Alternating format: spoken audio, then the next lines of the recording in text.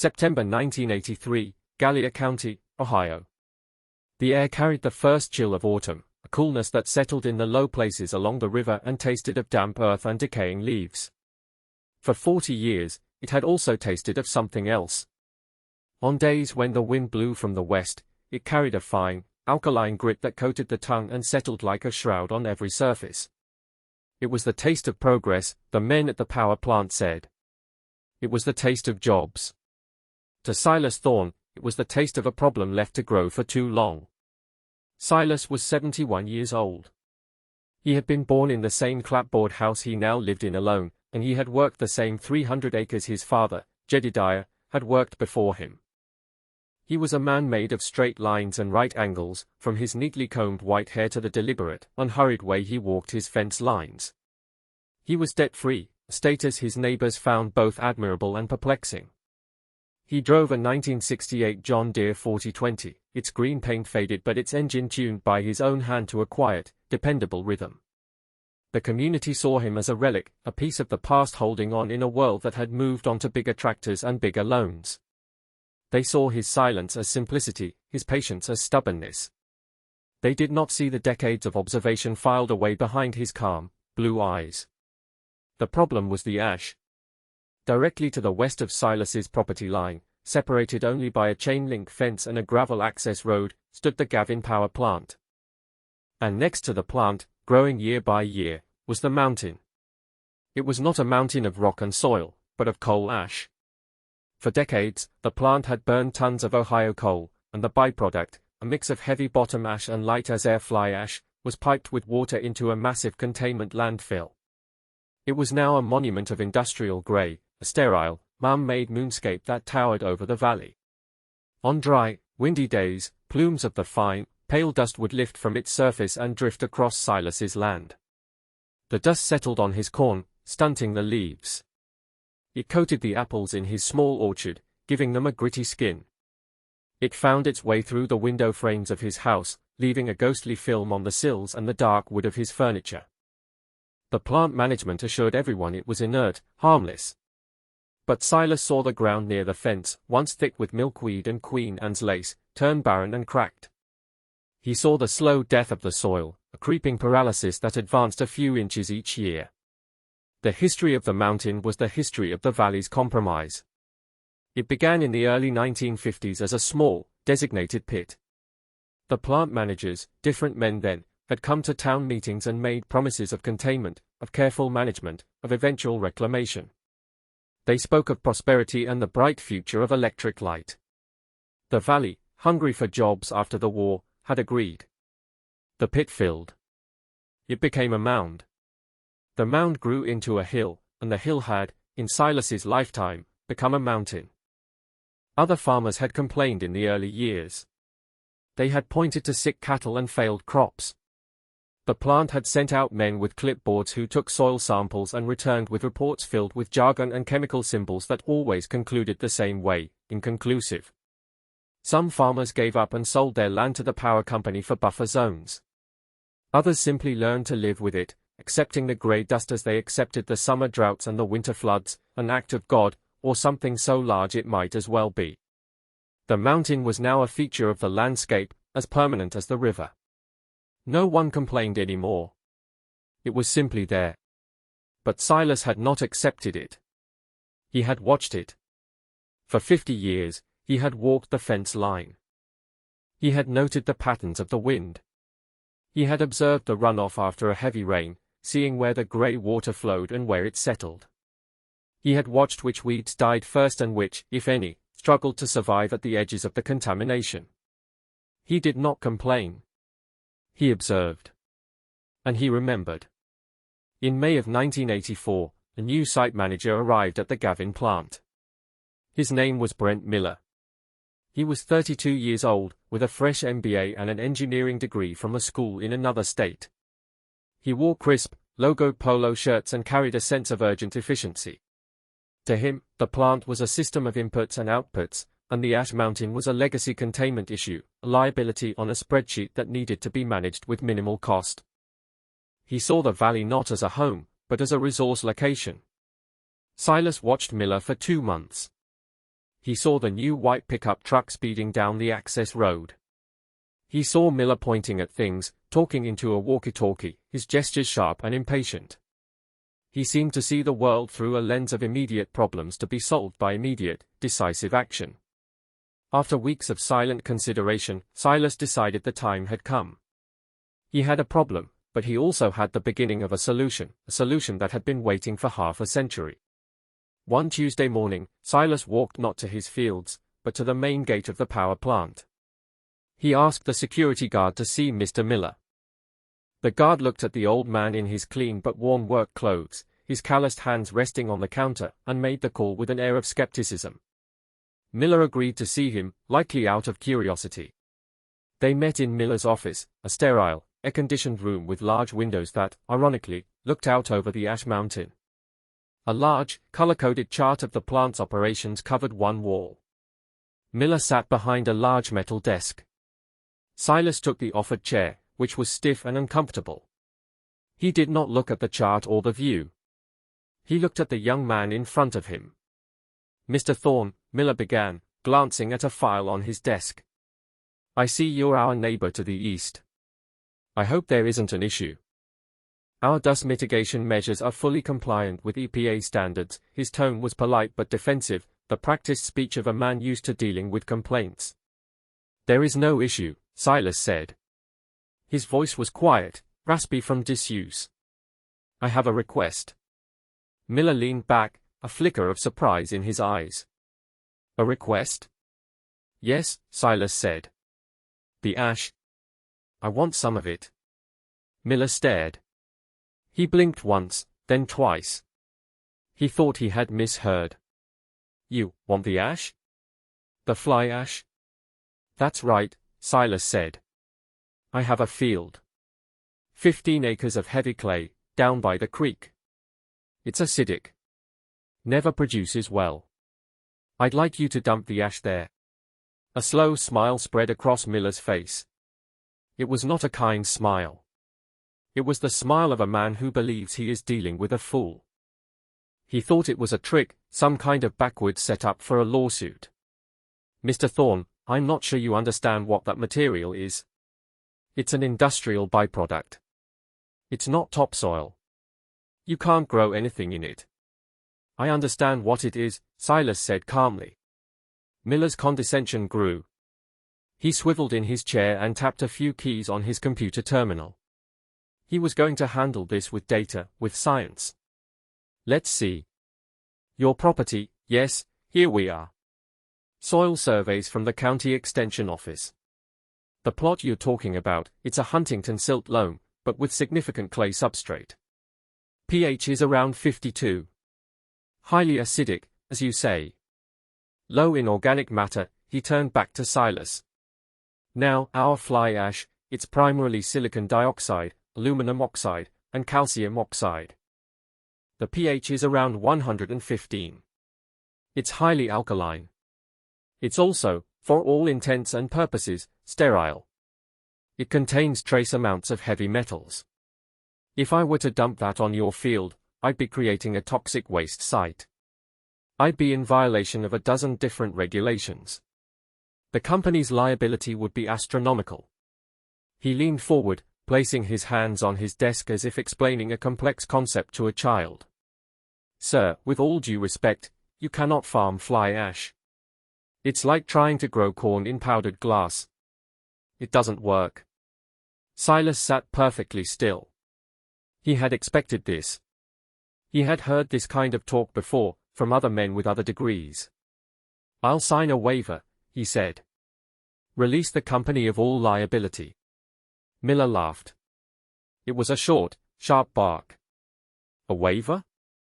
Mr. Thorne, that's not how the world works. We can't just go around dumping industrial byproducts on farmland because someone asks us to. It's a nice thought, a very creative idea for disposal, but it's a non-starter. The request is denied. For your own good, as much as ours." He stood up, signaling the end of the meeting. Silas stood as well. He had not raised his voice. He had not argued. He simply nodded. "I see," he said. He turned and walked out of the office, his footsteps slow and even on the tiled floor. The story of Silas's strange request did not stay in Miller's office. That Friday, at the local diner, the Iron Skillet, Miller was having lunch with a county commissioner.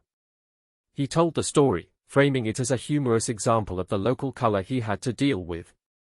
He did a passable imitation of Silas's quiet, country speech. He wanted me to dump 100 tons of fly ash on his field. Said he wanted to farm it, the commissioner chuckled. The waitress overheard. By Saturday morning, the story was all over the feed store.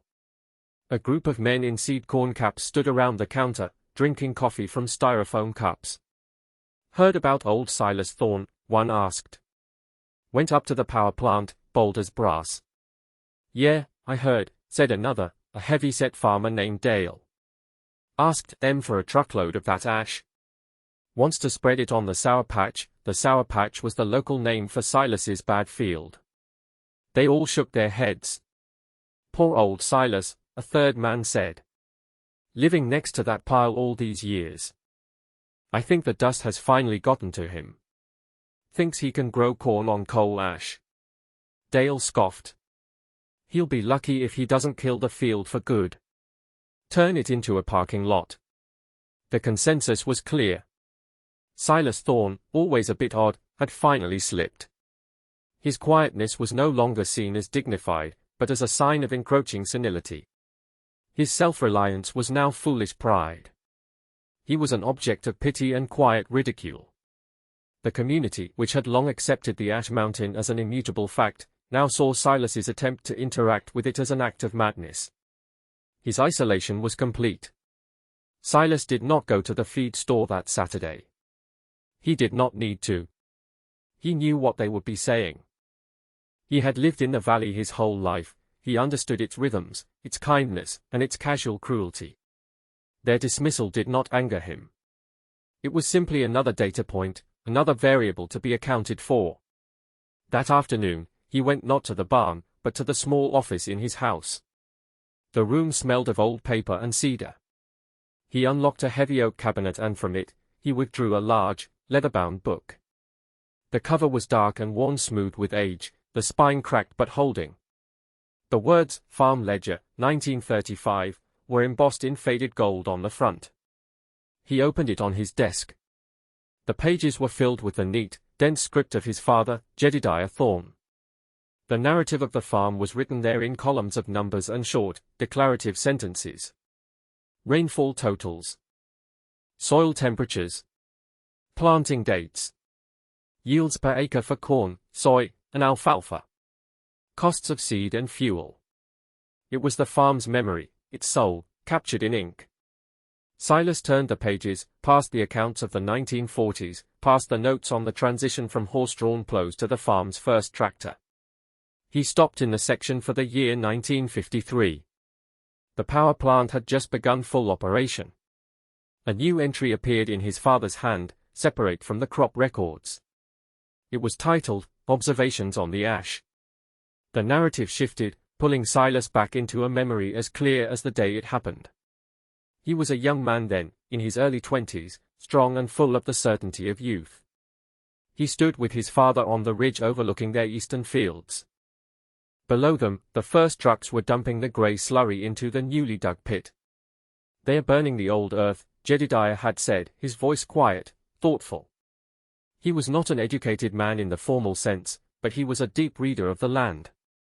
"All that coal, it's just stone and ferns and trees that grew when this whole valley was a swamp, 1,000,000 years ago. They're burning it to get the energy out." Silas had spit on the ground. "It's a mess. It'll ruin this valley." Jedediah had shaken his head slowly. "Maybe. Or maybe not," he pointed a work-thickened finger at the grey pit. "They burn it, and what's left is the minerals. The part that doesn't burn. The skeleton of the old plants. It's not poison, son. It's just hungry. It's hungry for everything it lost in the fire. It needs what the living soil has. It needs life put back into it." This was the core principle. The central thesis his father had developed not from a book, but from a lifetime of watching things grow and die and decay. He did not see the ash as waste. He saw it as an ingredient, a powerful and dangerous one, but an ingredient nonetheless.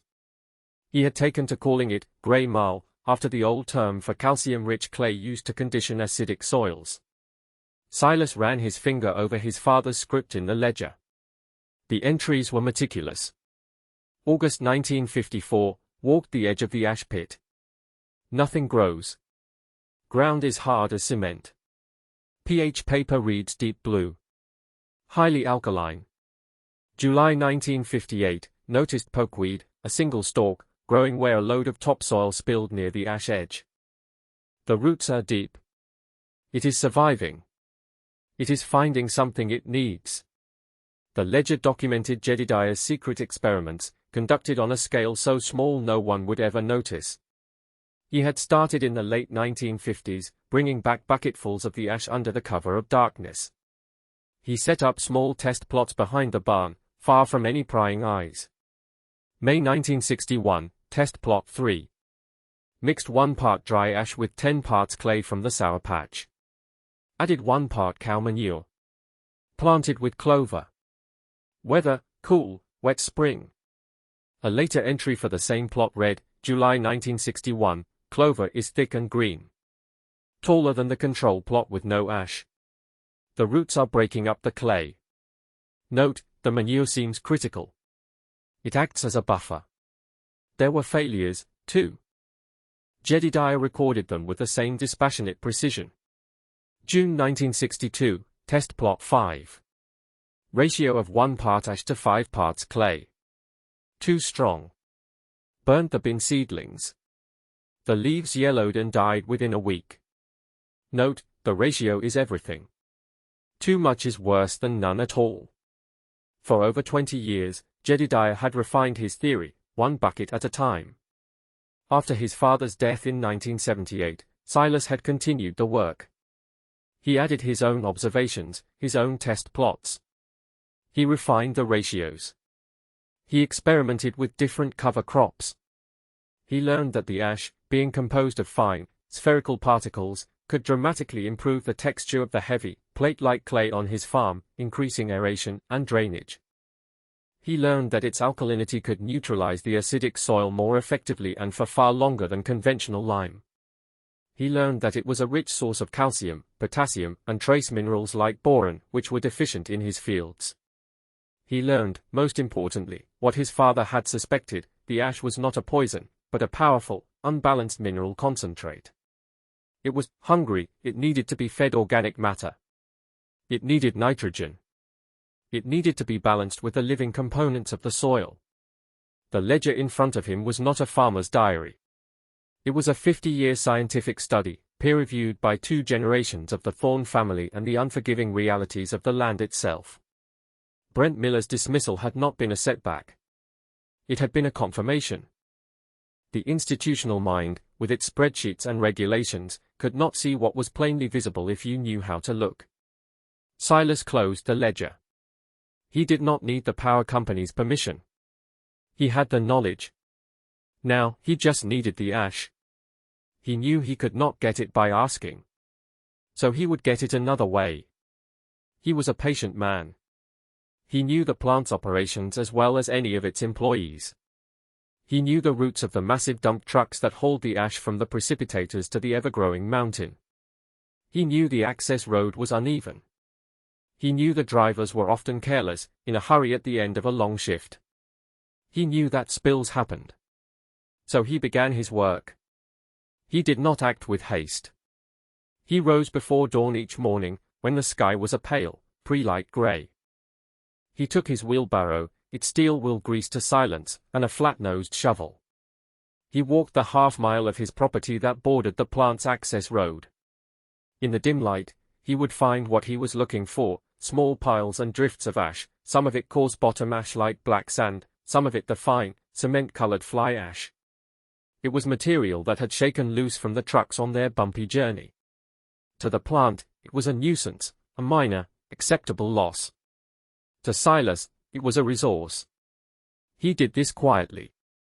He worked with a methodical rhythm, his shovel scraping softly against the gravel shoulder of the road. He was not stealing. In his mind, he was cleaning up their mess. He was collecting the discarded and the overlooked. Each morning he would gather 2 or 3 wheelbarrow loads, never more. He transported it not to the sour patch itself, but to a discreet, low-lying area behind his barn, covered by a heavy canvas tarp. He was stockpiling. His primary tool, when the time came to move the ash to the field, would be his tractor. The 1968 John Deere 4020. It was a machine from another era, before computers and GPS. Its controls were levers and pedals, its feedback the vibration through the seat and the sound of the 6-cylinder diesel engine. Silas knew its every quirk. He could diagnose a problem by the pitch of the hydraulics or the smell of the exhaust. He had rebuilt the engine twice and the transmission once. It was a simple, powerful, and honest machine. It represented a philosophy of durability and repair, a stark contrast to the disposable, sealed unit mentality of the modern world exemplified by Brent Miller's office. Alongside the tractor, his other key implements were a vintage New Idea manure spreader and a heavy offset disc harrow. The spreader was a simple mechanical device, driven by the tractor's power takeoff. He could calibrate the speed of the floor chain and the beaters to lay down a precise, even layer of material. The disc harrow, with its 2 gangs of large, scalloped steel blades, was for turning the soil, for mixing and blending. These were not fancy tools. They were the basic instruments of his trade, and in his hands, they were as precise as any modern, computer-controlled rig. Throughout the late summer and into the fall of 1984, Silas continued his quiet, daily collections. The pile of ash behind his barn grew slowly, steadily. The men at the feed store had moved on to other topics. The story of his strange request was old news. He had faded back into the landscape, the quiet, eccentric old farmer. A few of the truck drivers noticed him out in the pre-dawn gloom, a stooped figure with a wheelbarrow. They thought he was just an old man, tidying up. They had no idea he was assembling the raw materials for a revolution. By late October, the pile of grey powder under the tarp was substantial. Silas measured it with his eye, pacing its circumference. He calculated the volume in his head. The math did not require a pencil. He had enough. The first phase of the application could begin. He chose a week after a good, soaking rain, when the clay of the sour patch was damp but not muddy. The air was crisp and smelled of wood smoke. He hitched the manure spreader to the 4020. The process of loading the ash was arduous.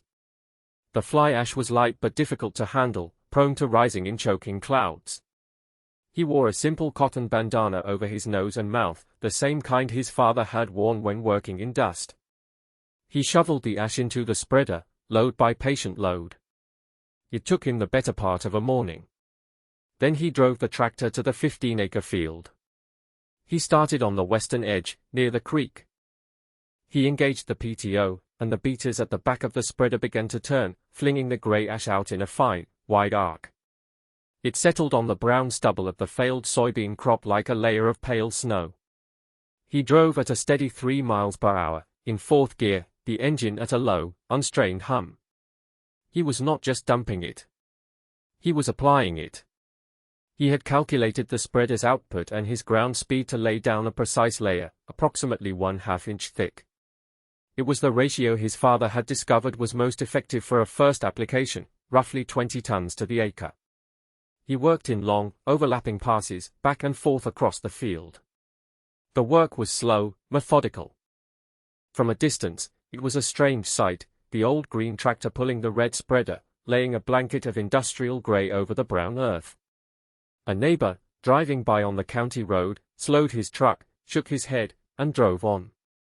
He would have a new story for the men at the feed store.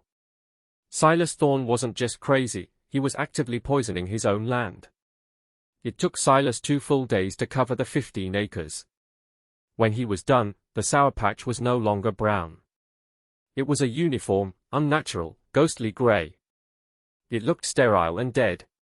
It looked like he had succeeded only in recreating a miniature version of the ash mountain itself. But this was only the first step. The ash was hungry. It needed to be fed. The next phase involved the second part of Jedediah's formula, organic matter. Silas had a small herd of 20 beef cattle. For months, he had been accumulating their manure, mixing it with straw bedding, letting it compost in a large, contained pile. It was rich, dark, and teeming with microbial life. He switched from shovel to front-end loader, another attachment for his versatile 40-20. He spent another 2 days loading the dark, heavy manure into the spreader and applying it directly on top of the grey ash layer. He laid down a thick, fragrant blanket of black-brown organic matter, covering the sterile grey completely. The field now looked like any other field in the fall being prepared for winter. The secret ingredient was hidden beneath. He was building soil like a mason builds a wall, layer by careful layer. Clay, ash, manure. The final step of the preparation was integration. He unhitched the spreader and attached the heavy offset disc harrow. He set the angle of the disc gangs to be shallow. The first pass was just to cut through the manure and ash, to begin the process of mixing. He drove a little faster now, the disc slicing and turning the top few inches of the earth. The distinct layers began to blur. The scent of damp earth, manure, and a faint, sharp chemical smell from the ash rose up behind the tractor. Over the next week, he disked the field 3 more times. With each pass, he set the discs to cut a little deeper, folding the amendments further down into the dense clay. He worked in a crosshatch pattern, ensuring a thorough blend. By the time he was finished, the field was a uniform, dark grayish-brown. The clay's stubborn, blocky structure was already changing. When he picked up a handful, it was still heavy, but it crumbled in his hand in a way it never had before. It was the first sign that the transformation was beginning. He left the field to rest. The winter would be his ally. The freeze-thaw cycles would heave and fracture the soil, breaking up the last of the clay plates and allowing the ash particles and organic matter to integrate more deeply. Rain and melting snow would carry the nutrients down, and the bacteria and fungi from the manure would begin the slow, essential work of creating a living soil ecosystem. Brent Miller, on his rounds, would sometimes drive by the county road that bordered Silas's farm. He saw the field that fall, after Silas had finished his work. From a distance, it just looked like a plowed field. But he had heard the talk in town. He knew what the old man had done. He saw it as the final act in a sad, foolish obsession. Pity was the only emotion he felt. He mentally wrote off the 15 acres as a complete loss, a self-inflicted wound by a man who refused to listen to reason. He made a note in his digital log, neighboring property owner appears to be conditioning soil with scavenged fly ash. No liability to plant. Monitor for any environmental complaints, then he drove on, his mind already on production quotas and turbine maintenance schedules. Winter came, blanketing the valley in snow. The sour patch lay dormant under its white cover. Silas spent the winter months in his workshop, maintaining his equipment, and in his office, reading his father's ledger again and again, planning the next phase. He was not a man given to anxiety, but he felt a quiet, deep anticipation. Decades of theory were now put to the ultimate test. Spring arrived late in 1985. The snow melted, and the fields of Gallia County turned to mud, then slowly dried under a strengthening sun. The farmers were eager to get their corn and soybeans in the ground. But Silas did not plant a cash crop on the sour patch. Not yet. The soil was still building. It needed one more infusion of life. In late April, when the soil was warm enough, he planted the 15 acres with a mix of hairy vetch and cereal rye. These were not crops for harvesting. They were cover crops. The rye's fibrous roots would grow deep, creating channels in the soil structure and preventing erosion. The hairy vetch was a legume, a nitrogen fixer. Its roots hosted bacteria that would pull nitrogen from the air and convert it into a form the plants could use, providing the essential nutrient the ash and manure mixture still lacked. The first signs of success came 2 weeks later. The germination rate was nearly perfect. A fine green haze appeared across the entire field. Then, as the spring rains came and the days grew longer, the growth became explosive. By late May, the field was a sea of lush, vibrant green. The vetch, with its purple flowers, climbed the stalks of the rye. The growth was dense and uniform, with no bare or stunted patches. It was a stark contrast to the surrounding fields, and an even starker contrast to the sour patch of old, which would normally be showing sparse, yellowish weeds by this time of year. The transformation was so dramatic it became a local curiosity. People who had laughed at Silas now drove by slowly, their expressions a mixture of confusion and disbelief. The field was not dead. It was, in fact, more alive than any other piece of ground in the area. One afternoon in early June, Brent Miller was driving back to the plant after a meeting in town. He took the county road, and as he came over a small rise, he saw the field. He actually hit his brakes, his truck skidding slightly on the gravel shoulder. He got out and stood by the fence, staring. He knew this field. He had its profile memorized. Poorly drained, high acidity, low organic matter, that's what the data said. The data was on his clipboard, in his computer. The data was the truth. But the reality in front of him was a 15-acre carpet of the most vigorous, healthy-looking vegetation he had ever seen. The color was a deep, nitrogen-rich green that spoke of perfect fertility. He felt a strange, unsettling cognitive dissonance. His world of spreadsheets and engineering specifications had no category for this. It was impossible. He vaulted the low wire fence and walked a few feet into the field. The plants were up to his waist. He knelt down, pushing aside the thick growth. He dug his hands into the soil. He had expected to find the sticky, dense clay he'd read about. He had expected to feel the gritty, sterile ash. Instead, his fingers sank into a soil that was dark, moist, and crumbly. It smelled sweet and earthy. It was teeming with worms. It was perfect loam. He let the soil run through his fingers, his mind struggling to reconcile the evidence of his senses with the certainty of his knowledge. He stood up, brushed the dark earth from his hands, and walked back to his truck in a state of profound, silent confusion. He had been so sure. His education, his training, the entire body of modern agricultural science had told him the old man was a fool. He was beginning to suspect the fool was someone else. In mid-June, at the peak of its growth, Silas did something his neighbors found even more baffling than planting the cover crop in the first place. He started up the 40-20, hitched up his chisel plow, and drove it all under. He terminated the beautiful, green crop, turning it back into the soil. This was the final step, a massive infusion of green manure which would decompose and release its captured nitrogen, feeding the soil for the main event. The men at the feed store were dumbfounded. He grew the prettiest field in the county, then plowed it under. He's gone from crazy to wasteful. Silas let the field rest for 2 weeks, allowing the green matter to begin breaking down.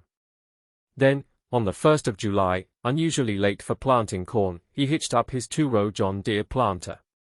He filled the hoppers with seed corn. It was a standard variety, DeKalb XL 72A, nothing special. He spent the day planting the 15 acres, his old tractor moving with the same steady, unhurried pace. And then the corn began to grow. It emerged from the dark soil with a startling speed and uniformity. The summer was hot and timely rains fell. The conditions were good, but not exceptional. Yet the corn on the sour patch grew at a rate that was anything but normal. The stalks were visibly thicker than in his other fields. The color of the leaves was a deep, almost black-green, a sign of abundant nutrients and water. By early August, it was clear that something unprecedented was happening. Silas's other fields, which were considered good, had corn that was 10 feet tall, a respectable height. The corn on the old sour patch was already 12, and pushing 13. It towered over the fence line. People started calling it Silas's Folly, but the name no longer carried the sting of ridicule. It was now spoken with a note of awe. The climax came at harvest time in early October. The county extension agent, a man named Tom Wallace, came out. Wallace was a practical man, a believer in soil tests and university studies. He had heard the stories and had come mostly to satisfy his own curiosity, expecting to see some anomaly that could be easily explained away. He brought a measuring tape. He walked into the field, disappearing among the massive stalks. Silas waited by the edge of the field. After a few minutes, Wallace emerged, shaking his head. "Silas," he said, his voice full of disbelief. "I've measured a dozen stalks. None of them are under 15 feet. Some are pushing 16. I've never seen corn like this in my life." But the height was only part of the story. The real measure was the yield. Silas harvested the field with his old 2-row combine. Wallace rode with him, taking measurements and samples.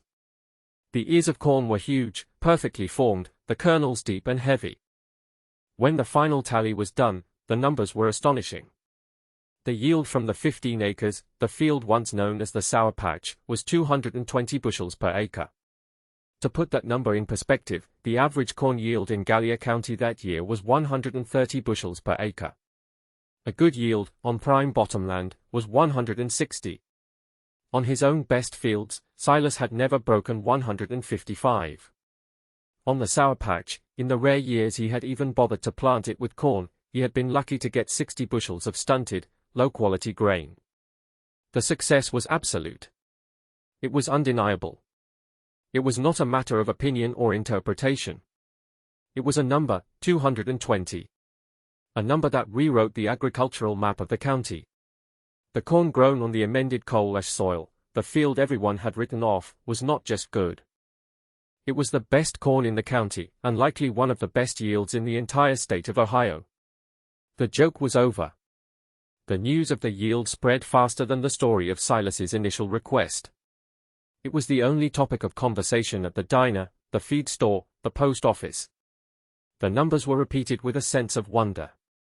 The men who had pitied him now spoke his name with a new kind of respect, a respect tinged with the humbling realization of their own ignorance. 2 days after the harvest was complete, a pickup truck pulled into Silas's driveway. It was the white truck from the power plant, but it moved slowly, cautiously. Brent Miller got out. He was not wearing his corporate polo shirt, but a simple canvas jacket and jeans. He did not have a clipboard or a walkie-talkie. His hands were empty. He walked up to the farmhouse, not with the stride of an executive, but with the hesitant steps of a man on an unpleasant but necessary mission. Silas was on the porch, oiling a piece of harness leather. He saw Miller approach and slowly set his work aside. He did not get up. He waited. Miller stopped at the bottom of the porch steps. He looked up at the old farmer. The usual confidence was gone from his face, replaced by a look of strained humility. For a moment, he said nothing. "Mr. Thorne," he finally said, his voice quiet. "I was wrong." He paused, as if the words themselves were difficult to form.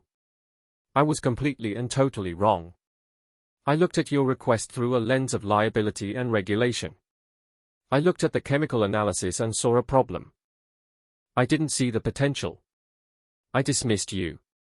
And I apologize for that." Silas nodded slowly, accepting the words without comment.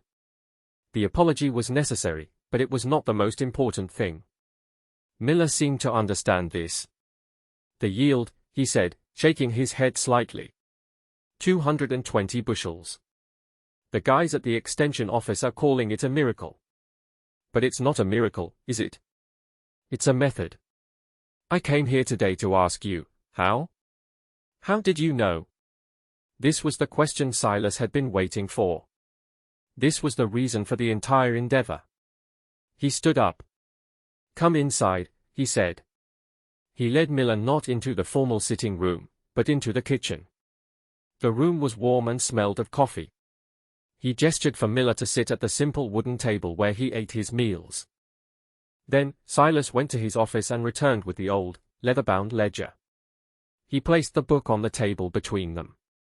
He did not open it to the impressive final results. He opened it to the beginning, to his father's first observations in 1953. "My father, Jedediah, started this," Silas began. His tone was not boastful or triumphant. It was the calm, factual tone of a teacher. He watched the plant being built. He watched the first ash being dumped. Everyone else saw waste. He saw an ingredient. He pointed to Jedediah's handwritten notes. Your science told you the ash was alkaline and sterile. You were right. But you stopped there. My father saw that, too. But he also knew our soil was acidic and heavy. He figured one might cure the other, if it was done right. He turned the pages, showing Miller the records of the small test plots. He showed him the failures as well as the successes. See here, Silas said, pointing to an entry from 1962. Burnt the bin seedlings. He learned the ash was too powerful on its own. He called it hungry. It had all the minerals, but no life. No nitrogen. No organic matter. So he fed it. He explained the whole process, the theory developed over 50 years. The precise ratio of ash to clay. The critical role of the manure to buffer the alkalinity and introduce microbial life. The use of the cover crop to create nitrogen and build soil structure. He wasn't explaining magic. He was explaining a holistic, patient form of soil science, learned through observation, trial, and error.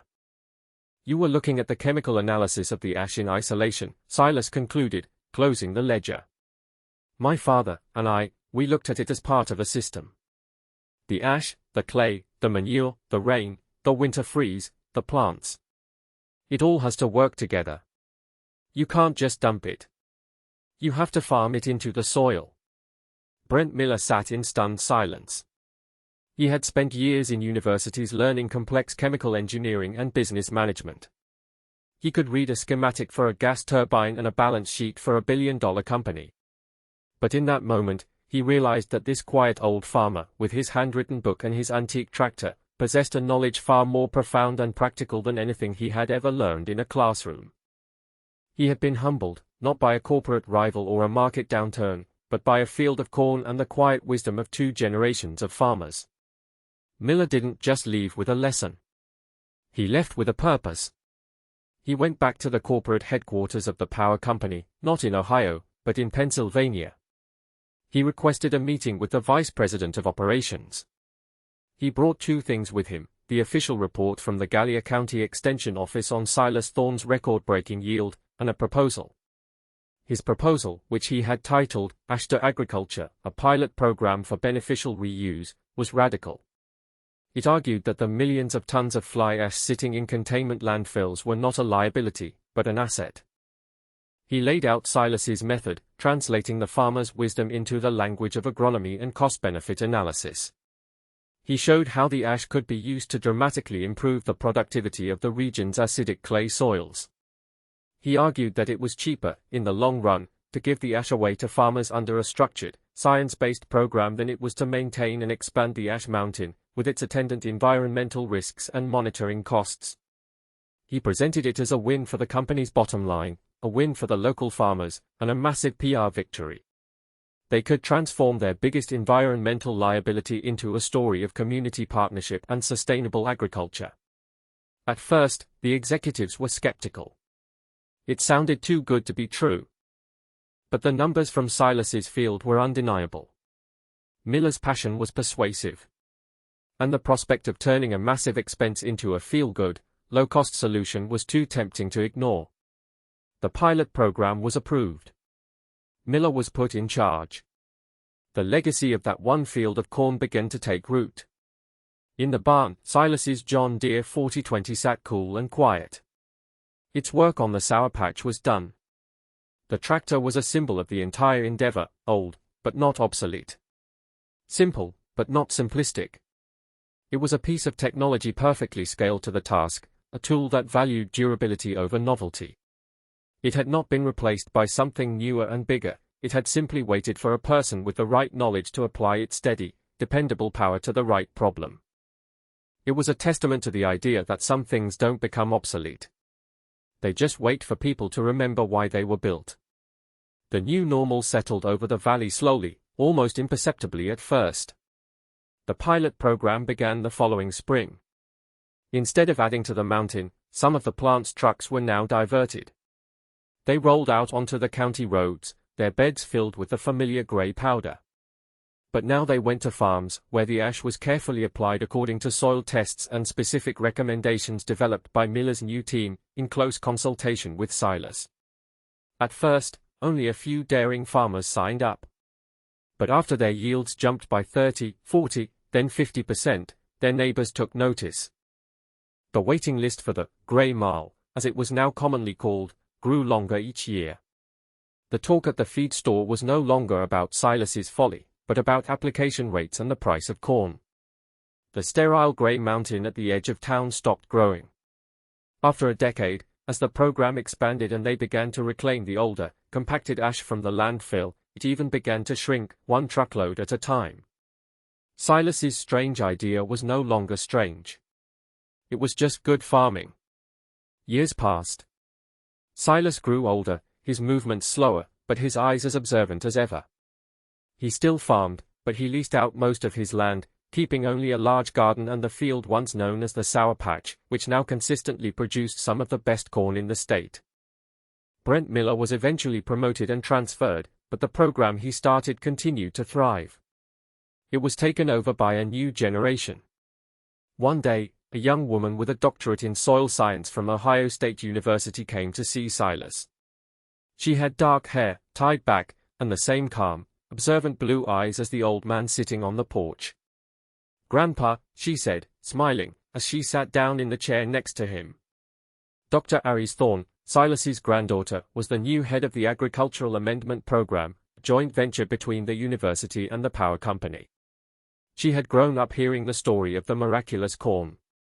It had inspired her to study the intricate dance of minerals and microbes that her grandfather and great-grandfather had understood so intuitively. She held up a tablet displaying a complex soil analysis report. "We've been analyzing the micronutrient uptake in the test plots. We found that by adjusting the manure composition, we can increase boron availability by another 12%. It's exactly like you said, it's all about what you feed it." Silas looked at the screen, at the charts and graphs that quantified the principles in his father's ledger. He listened as his granddaughter spoke of cation exchange capacity and microbial respiration, translating the old wisdom into a new language. The knowledge was safe. The torch had been passed. She had not just learned the method, she had understood the principle. That evening, Silas stood on his porch as the sun set, casting a warm, golden light across the valley. He looked at his fields, the tall rows of corn standing dark and healthy against the evening sky. In the distance, the lights of the Gavin power plant began to glow, its stacks sending plumes of clean-scrubbed steam into the twilight. They were not enemies, the farm and the plant. They were part of a cycle, connected by a material that was once a barrier between them and was now a bridge.